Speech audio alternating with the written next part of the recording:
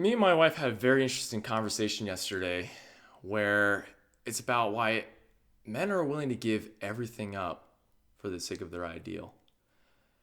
And it may seem very complicated, most likely to women, because there has been cases where I know that men have chosen their ideal even over their love. And don't get me wrong, I'm not saying that any man's ideal is the right ideal. Of course, you gotta have the right ideal. You have to have the right ideology within yourself. There could be many, many bad ideologies out there, but why would men pursue that and be willing to give up everything, even for love? It's quite simple. It's because it's basically how they feel who they are. And if they lose their ideology, if they lose their ideal, then they don't feel like a man anymore. The thing about men is that they want to feel worth. And even though love is very, very important, worthiness is much more important to a man than love, at least for the stability of a man. Of course, love comes after, right? If you study the relationship between man and woman, man seeks for respect, woman seeks for love. And where does it all come from? I'm sure maybe you have heard these stories too, and maybe you might be some women out there, or maybe young men who don't understand, like, why would you give up on this hot chick who wants you, man? Just that happens sometimes. Why would that be? Because again, a man feels himself, right? He feels if he loses his identity, if he loses his ideal, he's not a man.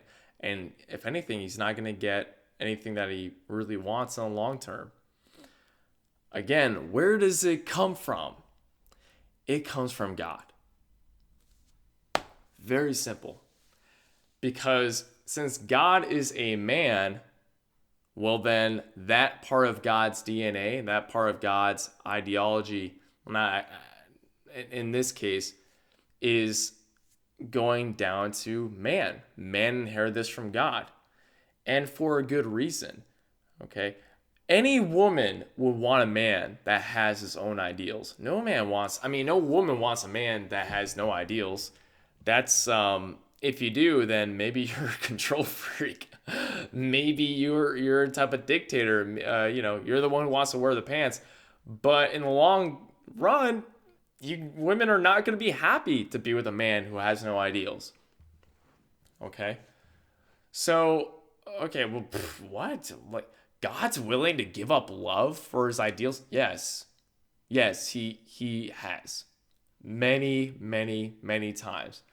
And I don't I don't need to go through the various stories in the Bible of where, as an example, God gave up love for his ideals. But I can tell you one story: the Garden of Eden. Very simple, very simple. It shows everything there. Okay, is that in the Garden of Eden, God, even though God is the absolute almighty being, he still has a free choice. He can freely choose what he wants. But there is a principle that he abides by, and it's something that he feels he can't violate, right? Even his own principle that he has made, a certain constitution that he has made that is within him, right? And he can't break that. If he does, then he's not God anymore, right? Just as a man, if he feels that he's breaking his ideology, he doesn't feel like he's a man anymore. So what happened in the Garden of Eden, as we both know, okay, make it very simple that God told Adam and Eve, don't eat from the fruit of the tree of knowledge of good and evil. Eve did, right? Because she was deceived by Lucifer. Then Adam was tempted, and then he ate of it, and then the whole fall happened. Now, there was a certain direction that God could have chose. He could have said, you know what, even though my children did eat of this fruit,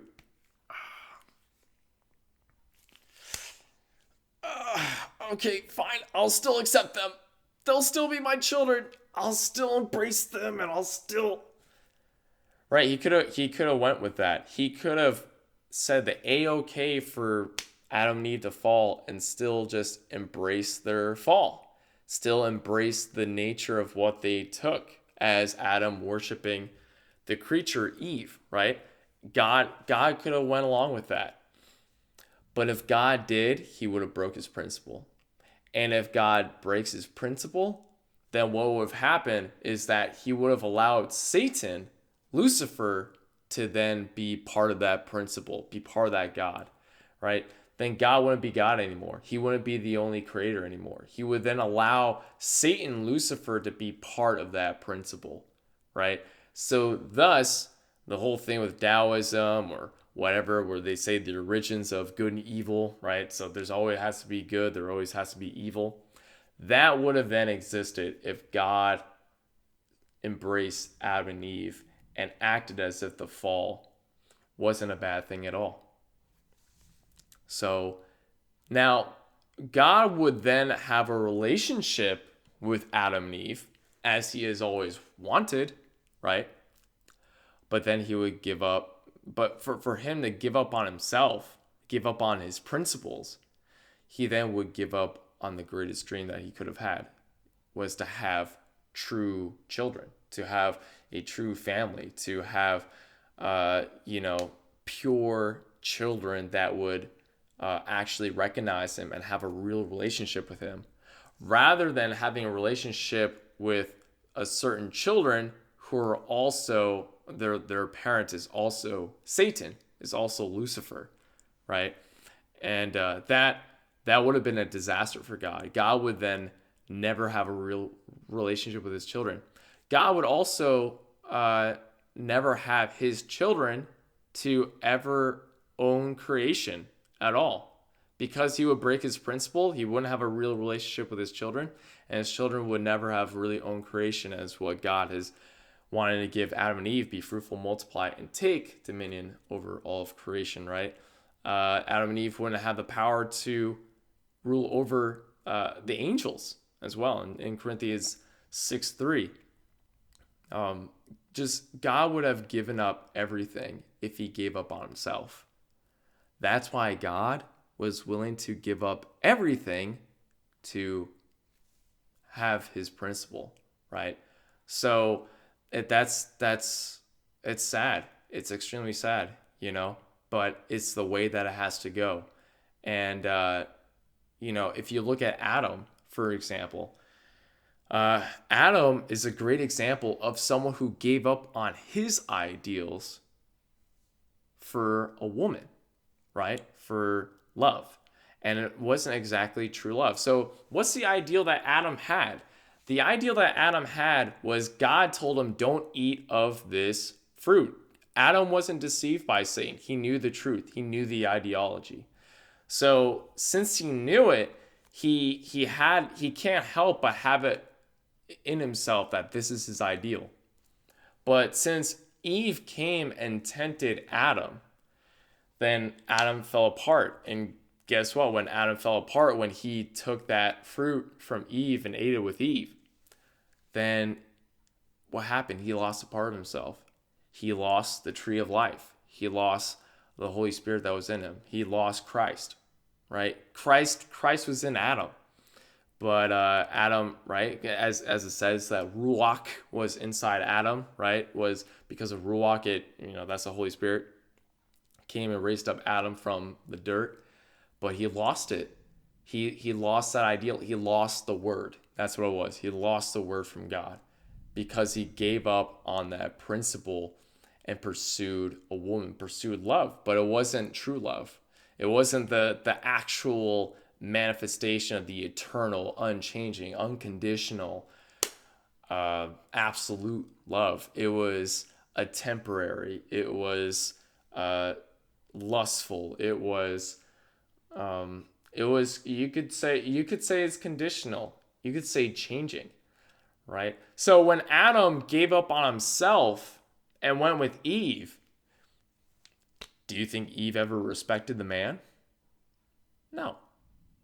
Well, how could you tell? Well, as far as the Bible goes, Just look at the children.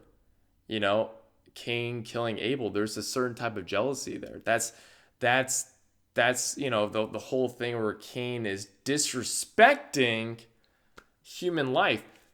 But not only disrespecting human life, he disrespected God's chosen person, right? Satan claimed Cain and God claimed Abel.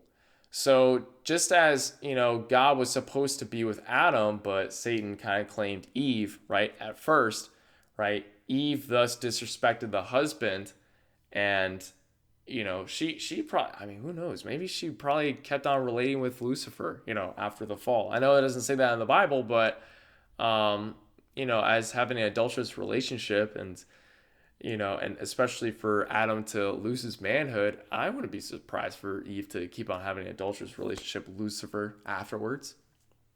So yeah, I mean, I would imagine from the relationship of Cain and Abel, it's clear that Eve didn't respect Adam, because if she truly did, then, well, I mean, actually, if she did, I think the eldest son would have been the chosen, not chosen, but anyway, I digress. Okay, but anyway, so that's it. This is where this is why a man has to choose his ideology, because otherwise he's going to lose himself.